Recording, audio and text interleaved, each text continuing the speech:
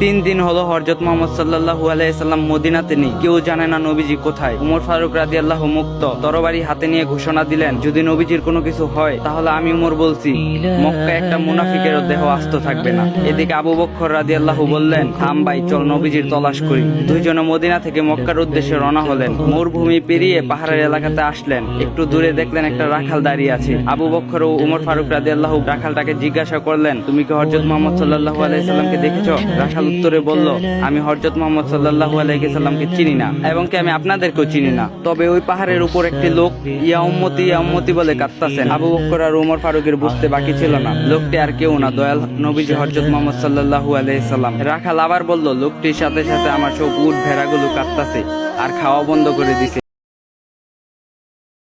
উট ভেড়াগুলো কাঁদতে কাঁদতে পরে মারা যাবেন। আবু বকর ও উমর ফারুক পাহাড়ে গিয়ে দেখলেন দয়াল নবীজি সেজদারত অবস্থায় ইয়া উম্মতি বলে কাঁদতাছেন। নবীজির কষ্টে আবু বকর বললেন, রাসূল, আমি আবু বকর ইসলাম গ্রহণ করার পর থেকে যত আমল করছি সব আপনার উম্মতকে দিয়ে দিলাম, আপনি দয়া করে মাথা উঠান। নবীজি মাথা উঠায় না। আবার উমর ফারুক বললেন, ইয়া রাসূল, আমি উমর যে আপনার মাথা নিতে গিয়ে নিজের মাথা দিয়েছি, সে আপনার উম্মতের জন্য সব আমল দিয়ে দিলাম।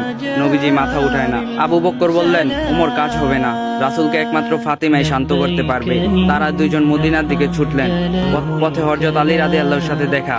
আবু বকর উমর ফারুক বললেন, সামনে গিয়ে লাভ নেই, রাসূলকে শান্ত করতে পারবো ফাতিমাকেই লাগবে।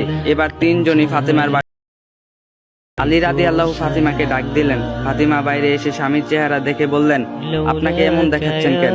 তবে কি মক্কার মুনাফিকরা আমার আব্বাজানকে মেরে ফেলছে? হযরত আলী রাদিয়াল্লাহু বললেন, তুমি তাড়াতাড়ি চলো, নবীজি ইয়া উম্মতি বলে কাঁদতাছেন, মাথা উঠাচ্ছেন না। ফাতিমা দৌড়ে গেলেন নবীজির কাছে, গিয়ে বললেন, আব্বাজান, আপনি সফরের যাবার আগে এবং সফর থেকে ফিরে প্রথমে আমাকে দেখতেন, আমার সাথে কথা বলতেন, কিন্তু আজ 3 দিন হলো আপনার কোনো খোঁজ নেই, আপনি কি আমাকে ভুলে গেছেন?